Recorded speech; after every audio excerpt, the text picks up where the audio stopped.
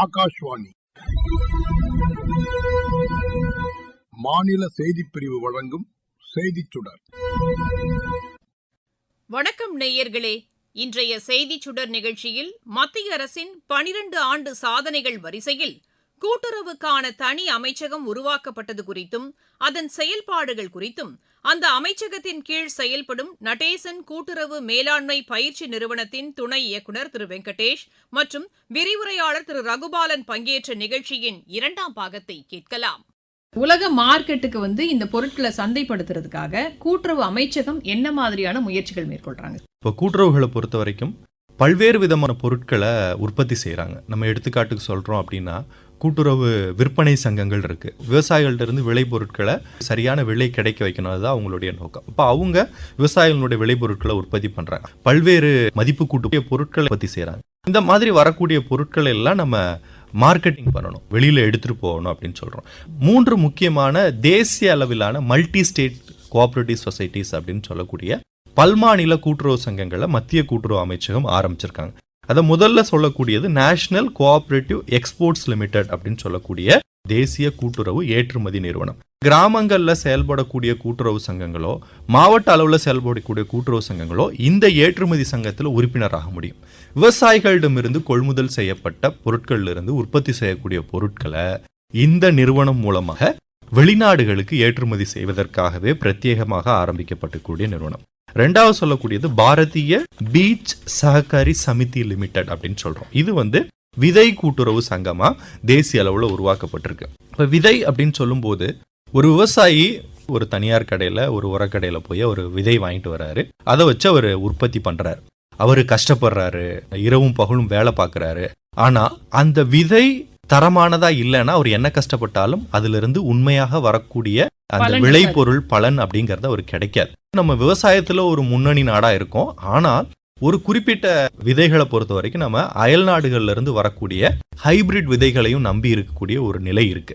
So இந்த நிலை மாறணும் அப்படிங்கறதுக்காக உருவாக்கப்பட்டதுதான் விதை கூட்டுறவு நிறுவனம். ஸோ இந்த நிறுவனம் என்ன பண்ணுது பாத்தீங்கன்னா, உலகத்தரமான விதைகளை கண்டறிஞ்சு அதற்கான ஆராய்ச்சிகளை மேற்கொண்டு உற்பத்தி பண்ணி விவசாயிகளுக்கு தரமான விதைகளை கொண்டு போய் சேர்க்கறதுக்காக ஆரம்பிக்கப்பட்டிருக்கு. 3வது பார்த்தோம் அப்படின்னா, இயற்கை விவசாய பொருட்களுக்கான நேஷனல் கோஆபரேட்டிவ் ஆர்கானிக்ஸ் லிமிடெட் அப்படிங்கிற தேசிய அளவிலான கூட்டுறவு நிறுவனம். இன்னைக்கு பார்த்தோம் அப்படின்னா நிறைய ஆர்கானிக்ஸ் ப்ராடக்ட்ஸ்க்கான டிமாண்ட் அப்படிங்கிறது அதிகமாக இருக்கு அப்படின்னு சொல்றோம். மக்கள் சிறுதானியங்களை நிறைய இன்னைக்கு தேட ஆரம்பிச்சிருக்காங்க. அதே மாதிரி தான் இந்த இயற்கை விவசாய பொருட்களையும் இன்னைக்கு தேட ஆரம்பிச்சிருக்காங்க. அதற்கான தனி பிரத்யேக கடைகள் எல்லாம் இன்னைக்கு உருவாயிட்டு இருக்கு அப்படின்னு சொல்றோம். நம்ம இயற்கை விவசாயத்திலையும் கால் பதிக்கணும் அப்படிங்கிறதுக்காக இந்த நிறுவனம் ஆரம்பிக்கப்பட்டிருக்கு. பாரத் ஆர்கானிக்ஸ் அப்படிங்கிற பேர்ல ஆர்கானிக் விவசாய பொருட்களை விவசாயிகளிடமிருந்து கொள்முதல் செஞ்சு நாடு முழுவதும் விற்பனை செய்வதற்கான இந்த நிறுவனம் ஆரம்பிக்கப்பட்டிருக்கு. கூட்டுறவுத்துறை அப்படின்னாவே ஒரு பழமையான சிஸ்டம் அப்படின்ற ஒரு எண்ணம் மக்கள் கிட்ட இருக்கு. ஆனா இப்போ டெக்னாலஜி மூலமா நிறைய புதுமைகளை அமைச்சகம் கொண்டு வந்திருக்காங்க. என்ன மாதிரியான புதுமைகள் சார்? 2025 தான் அந்த புது கொள்கை வந்தது. ஸோ அந்த கொள்கை கொண்டு வந்ததற்கு நோக்கமே என்னன்னு பார்த்தீங்கன்னா, கூட்டுறவு எல்லா இடத்துக்கும் சென்றடைய வேண்டும் என்பதற்காக கொள்கையை கொண்டு வந்தார். கூட்டுறவு நிறுவனங்கள்லாம் அவங்களோட செய்யக்கூடிய பிஸ்னஸ் எவ்வளோ ஈஸியாக எப்படி செய்யணும், அதுக்கு உண்டான ஃபெசிலிட்டி பர்டிகுலர்லி சட்ட திருத்தங்கள்லாம் செஞ்சு அதன் மூலமாக நம்ம கூட்டுறவுலாம் சிறப்பாக பங்கேற்க வாய்ப்புகள் உருவாக்கப்பட்டது. அது ஒன்று. 2வது பார்த்தீங்கன்னா, கூட்டுறவு கல்வி, பயிற்சி, ஆராய்ச்சி, அதற்காக அதிக இளைஞர்கள், பெண்கள் இந்த கூட்டுறவில் கொண்டு வரணும்னு பார்த்து அவர்களுக்கு நிறைய ஒரு அவேர்னஸ் ப்ரோக்ராம், ஸோ அந்த மாதிரியெல்லாம் கொண்டு வர்றதுக்காக இந்த கொள்கைகள் இருக்குது. அது இல்லாமல் பார்த்தீங்கன்னா, முதலாக நேஷனல் கோஆபரேட்டிவ் யூனிவர்சிட்டி கூட்டுறவு பல்கலைக்கழகங்கிறது இந்தியாவில் அது மாதிரி எதுவும் இல்லை. அமைச்சகம் ஏற்படுத்த பிறகு அதில் ஒரு தேசிய கூட்டுறவு, அதாவது திரிபுவன் சாக்கார் யூனிவர்சிட்டின்னு சொல்லக்கூடிய ஒரு பல்கலைக்கழகத்தை கொண்டு வந்திருக்கிறார்கள். அது குஜராத்தில் ஆனந்த் அப்படிங்கிற இடத்துல பார்த்தீங்கன்னா இர்மான் ஒரு நிறுவனம் இருந்தது, institute of rural management Anand. So அதை ஒரு கூட்டுறவு பல்கலைக்கழகமாக மாற்றி இருக்கிறார்கள். இதுக்காக பார்த்தீங்கன்னா, இது நம்மளுடைய கூட்டுறவு நிறுவனத்தில் இருக்கக்கூடிய பணியாளர்களை ப்ரொஃபஷனல் மேனேஜர்ஸாக உருவாக்க வேண்டும் என்பதற்காக பல்கலைக்கழகம் உருவாக்கப்பட்டு கூட்டுறவு கல்வி, பயிற்சி இதுக்கெல்லாம் முக்கிய நோக்கங்கள். 2வது பார்த்தீங்கன்னா, புதுசாக ஒரு கான்செப்ட். மற்ற ப்ரைவேட்டில் இருக்கிற மாதிரியே நம்ம கூட்டுறவுக்கு அந்த மாதிரி இருந்தால் டிரைவர்ஸ் அவங்களுக்குலாம் உபயோகமாக இருக்கும்னு பார்த்து பாரத் டாக்ஸிங்கிற ஒரு டிரான்ஸ்போர்ட் கோஆபரேட்டிவ் வந்து கொண்டு வந்தாங்க. டிரைவர்ஸ் எல்லாம் அதனால் பயனடைஞ்சிருக்காங்க. தேசிய கூட்டுறவு கொள்கை மூலமாக நிறைய திட்டங்களை வந்து நம்மளுடைய அரசாங்கம் வந்து கொண்டு வந்திருக்கிறது. ரகுபாலன் சார், தேசிய கூட்டுறவு பல்கலைக்கழகம் இளைஞர்களை வந்து கூட்டுறவுக்குள்ள கொண்டு வரதுக்கான ஒரு முயற்சின்னு இதை சொல்லலாமா சார்? நிச்சயமா தேசிய கூட்டுறவு பல்கலைக்கழகம் சொல்லக்கூடிய திரிபுவன் சஹகாரி பல்கலைக்கழகம்ங்கிறது ஆரம்பிக்கப்பட்டது கூட்டுறவுக்கான ப்ரொஃபஷனல் மேனேஜ்மெண்ட் அப்படின்னு சொல்கிறோம். அந்த மாதிரியான பணியாளர்களை கூட்டுறவுக்கு அனுப்பணும் அப்படிங்கிறதா இந்த பல்கலைக்கழகம் ஆரம்பிக்கப்பட்டதனுடைய நோக்கம். சார் குறிப்பிட்டாங்க 3 விஷயம். 1 கல்வி, 2வது பயிற்சி, 3வது ஆராய்ச்சி. இந்த 3 விஷயங்களையும் செய்வதற்காக கொண்டு வரப்பட்டது தான் இந்த பல்கலைக்கழகம். அல்டிமேட்டாக அப்போ இது 3யுமே நம்ம இளைஞர்களுக்கு தான் கொடுக்க போகிறோம். அப்போது அடுத்த கட்டமாக இளைஞர்களை கூட்டுறவுக்குள்ளே கொண்டு வரணும் அப்படிங்கிறது கூட்டுறவு கொள்கையினுடைய முக்கியமான ஒரு அம்சம். 1 டிஜிட்டலைசேஷன், 2வது பார்த்தோம் அப்படின்னா இளைஞர்களை கூட்டுறவுக்குள்ளே கொண்டு வந்து இந்த கூட்டுறவு குடையின் கீழ் இளைஞர்களை அதிகப்படியாக கொண்டு வந்த இந்த பல்கலைக்கழகம் ஒரு முக்கியமான ஒரு பங்கு வகிக்கும் அப்படின்னு சொல்லலாம். டிஜிட்டலைசேஷன் ஓரியன்ட் கோர்சஸ் நமக்கு இருக்கணும், அதில் திறமை வாய்ந்தவர்கள் இருக்கணும். இது நம்ம அடுத்த கட்டமாக கொண்டு வரக்கூடியவங்க. இன்னைக்கு பல லட்சம் பேர் கூட்டுறவுகளை பணியாற்றிட்டு இருக்கிறாங்க. அவங்கள வச்சு தான் இன்னைக்கு இருக்கக்கூடிய கூட்டுறவுகளை நம்ம அடுத்த கட்டத்துக்கு கொண்டு போகணும். அப்போ அவங்களுக்கு தேவையான பயிற்சிகளை கொடுக்கணும். அதற்கும் பல்கலைக்கழகம் அடுத்தடுத்து முன்னெடுப்புகளை எடுக்கும். நடேசன் கூட்டுறவு மேலாண்மை பயிற்சி நிலையமே பார்த்தீங்கன்னா எங்களுடைய முக்கிய நோக்கமே என்னென்னா கூட்டுறவு கல்வி பயிற்சி. அந்த வகையில் நாங்களும் வந்து கூட்டுறவு பல்கலைக்கழகத்தில் ஒரு உறுப்பினராக சேர்ந்து அவர்கள் கொடுக்கக்கூடிய பயிற்சிகளை நாங்களும் வழங்க இருக்கிறோம். இங்கேயே வந்து உங்களுடைய கூட்டுறவு பயிற்சி நிறுவனம் மூலமாக அந்த பயிற்சிகளை பெற முடியும்னு சொல்றீங்க. ஏற்கனவே 7 மாநிலங்கள்ல ஆரம்பிக்க போறாங்க.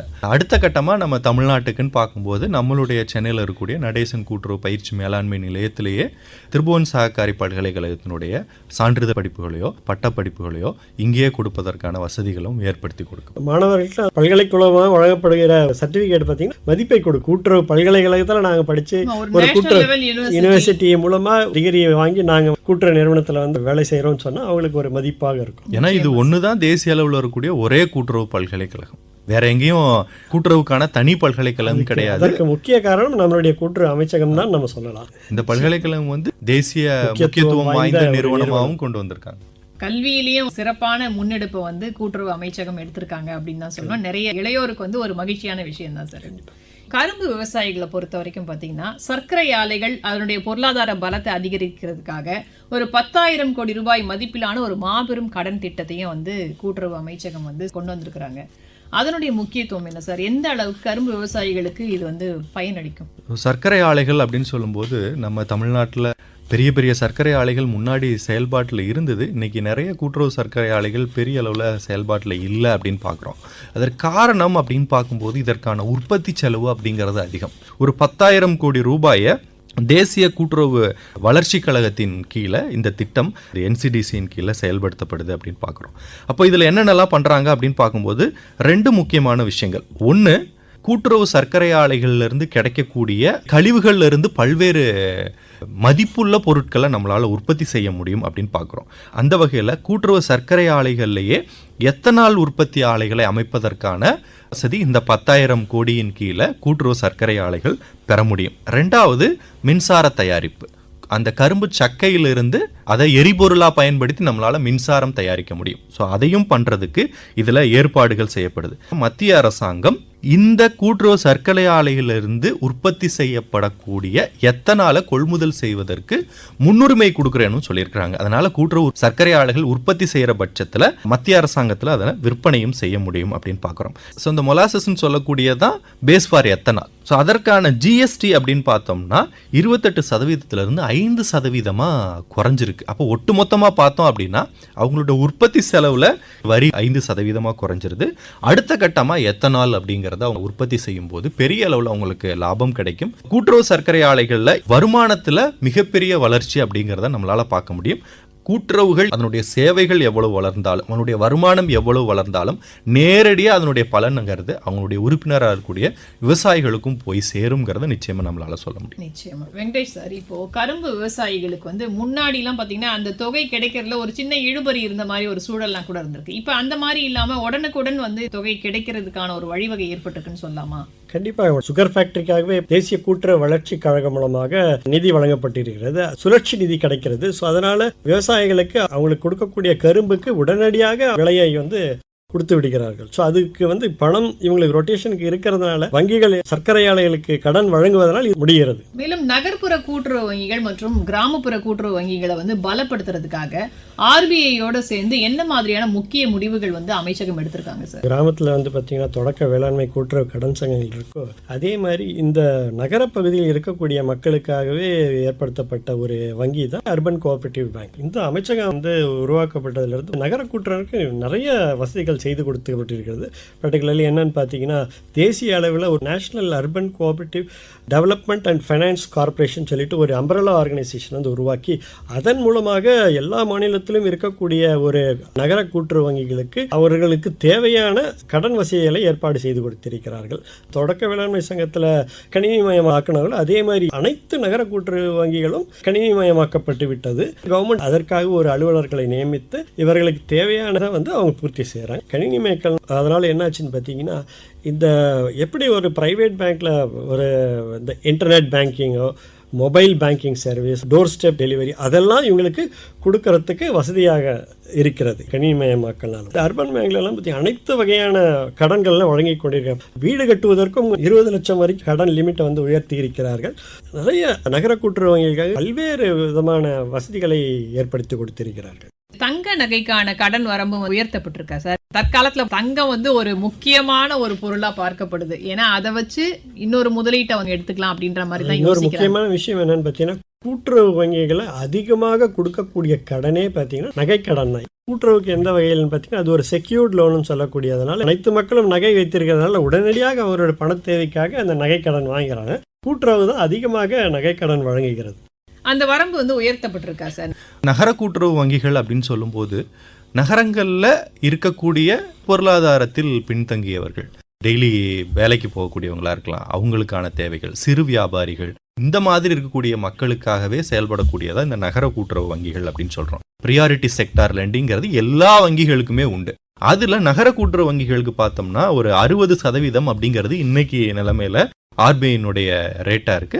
ஸோ அவங்க ஒட்டுமொத்த கடன்ல 60% இந்த முன்னுரிமை துறைகள், அதுல ஒரு சில துறைகள் கொடுத்துருப்பாங்க, அந்தந்த துறைகளுக்கு மட்டும்தான் கொடுக்கணும் அப்படிங்கிறது இருக்கும். இந்த முன்னுரிமை கடன்களை அதிகப்படியா கொடுக்கறது நகர கூட்டுறவு வங்கிகள்.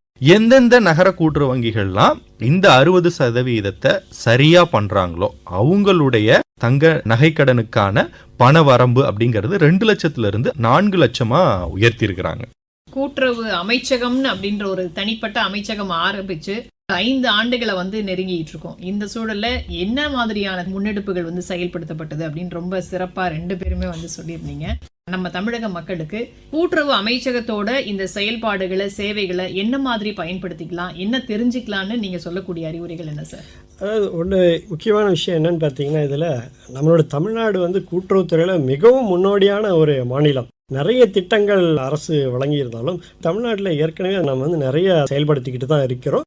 அனைத்து திட்டங்களும் நம்ம தமிழகத்திற்கும் அது பயனுள்ளதாக இருக்கும். விவசாய கூட்டுறவு சங்கத்திலிருந்து நகர கூட்டுறவுங்களிலிருந்து மீனவர் கூட்டுறவு அனைத்து கூட்டுறவு சங்கங்களும் அந்த திட்டத்தை பயன்படுத்தி கொள்ளலாம். அதற்கு தேவையான இன்ஃப்ராஸ்ட்ரக்சர் டெவலப்மெண்ட், கடன் வசதிகள், கிடங்கு வசதிகள், தமிழ்நாட்டில் இருக்கக்கூடிய அனைத்து வகையான கூட்டுறவுகளும் அதை பயன்படுத்தி கொள்ள வேண்டும். ரொம்ப சிறப்பான கூட்டுறவு அமைச்சகத்தோட சேவைகளை மக்கள் எவ்வாறு பயன்படுத்திக்கலாம்னு நீங்க வழிகாட்டுறீங்க சார்? நம்மளுடைய கூட்டுறவில் இருக்கக்கூடிய உறுப்பினர்கள் முதல்ல அவேர்னஸ் வேணும்னு நம்ம நினைக்கிறோம். உறுப்பினர் அப்படின்னா நமக்கு தான் முன்னுரிமை, நமக்கு தான் பல்வேறு விதமான உரிமைகள் அங்க இருக்கு. நம்ம போய் பார்க்கணும் சங்கம் சரியா செயல்படுதா. ஒவ்வொரு ஆண்டும் கூட்டுறவு சங்கத்துல ஆண்டு பேரவை கூட்டம் நடக்கும், அதுல போய் நம்ம கலந்துக்கிறோமா? கூட்டுறவு சங்கத்துல தேர்தல் நடக்கும்போது நம்ம கலந்துக்கிறோமா? நம்ம ஊர் சங்கத்துல தேர்தல் நடக்குதுன்னா நம்ம ஊர்ல இருக்கக்கூடிய ஆட்கள் தான் தலைவராகிறதுக்கு நிக்கிறாங்களா? இப்படி நம்ம ஜனநாயகத்துல சரியான முறையில ஓட்டு போடணும்னு நினைக்கிறோமோ? கூட்டுறவு சங்கம்ங்கிறது ஜனநாயக முறையில மக்களாட்சி முறையில செயல்படக்கூடிய அமைப்பு. மத்திய அரசு கடந்த 12 ஆண்டுகளா நிறைய மக்கள் நலத்திட்டங்களை செயல்படுத்திட்டு வர்றாங்க. ஒவ்வொரு அமைச்சகம் வாயிலா நிறைய திட்டங்கள் மக்களுக்காக செயல்படுத்தப்பட்டு வரக்கூடிய இந்த சூழல்ல கூட்டுறவுத்துறைக்காகவே உருவாக்கப்பட்ட ஒரு தனி அமைச்சகம், அதுலயும் 5 ஆண்டுகளை நிறைவு செய்ய போகுது. அந்த அமைச்சகத்தோட செயல்பாடுகள் ரொம்ப ஆச்சரியப்படத்தக்க வகையில இருக்கு. மக்களுக்கு நிறைய தகவல்களை சொல்லியிருக்கீங்க. மிக்க நன்றி சார். நன்றி. நன்றியை தெரிவித்துக் கொள்கிறேன்.